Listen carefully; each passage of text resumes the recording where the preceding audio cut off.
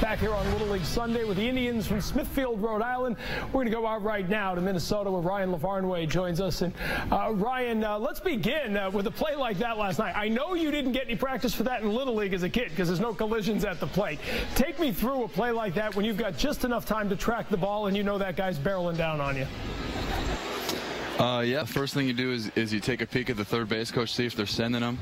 And then, you know, Dustin made a great play. He got me the ball with just enough time to brace myself. And Breslow was yelling at me, he's coming. So I knew to get ready for impact.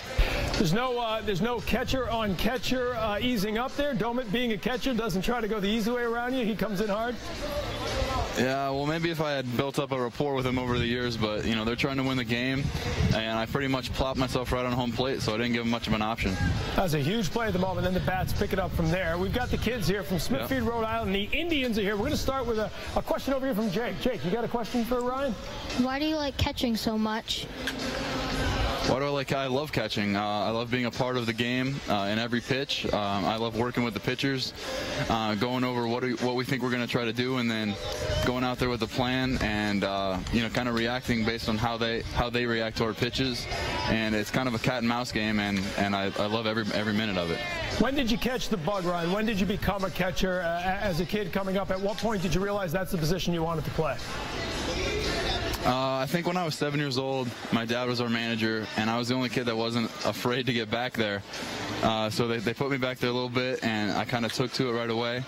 And then when I hit my growth spurt, I grew really fast, and my knees wouldn't allow me to catch in high school and college. And then I was an outfielder in high school and college, and then my sophomore year of college, I told my coach, hey, you know, I want to start catching again, and he kind of threw me back there, and I still had a little knack for it, so I got right back into it. Well, Jake is one of the catchers on the Indians. Jordan, you're a catcher too, right? You got a question for Ryan? What type of gear do you use? I use Nike gear. I used All-Star before this year, and this year I switched over to Nike. It is funny, though, and I've always said, you know, hockey goalies, baseball catchers, you guys kind of are gear freaks a little bit, aren't you? Because there's so much of it. It's such an important part of your game.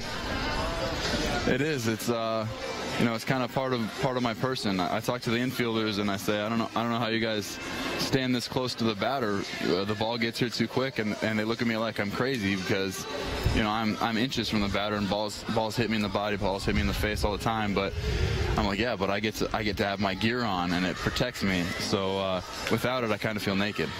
And you got this huge, you got to carry everything in a bag, right, guys? You guys are schlepping stuff to the field and getting dusty. It's part of the life. Julian, you've got a question for Ryan? How do you react to pitchers throwing more than 90 miles per hour? The secret that I've been taught is the faster the ball's coming in, the slower you have to be, and in order to be slower, you have to start sooner.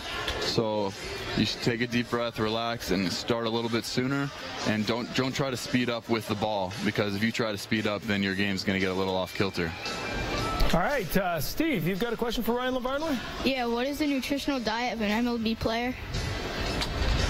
Nutritional diet, well, I think it varies from guy to guy. I'd bet that Jacoby and Big Papi probably eat a little bit different. But you try to eat foods that are going to help you perform. So whatever you think helps you get ready for the game, whether it be fruits or vegetables. You know, I had a peanut butter and jelly before the game yesterday, and it kind of varies from guy to guy.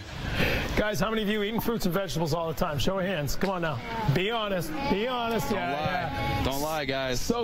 We got so here. Ryan, before we let you go, maybe just a couple of words of advice to the kids. Little League, obviously, is where a lot of kids fall in love with the sport. So many memories of Major League players going back to their days as a Little Leaguer. Education was obviously important for you. You went on to get your college degree. Just talk to the kids a little about how they should approach playing the game as a kid.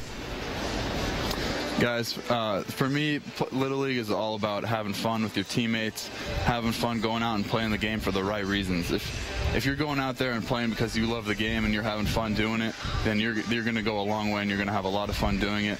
And I still keep in contact with a lot of my friends from Little League. They're still a lot of my good friends. So just go out there, have some fun, enjoy yourself with your teammates, and you know that leads to winning. You know, when you're having a good time, you end up playing better.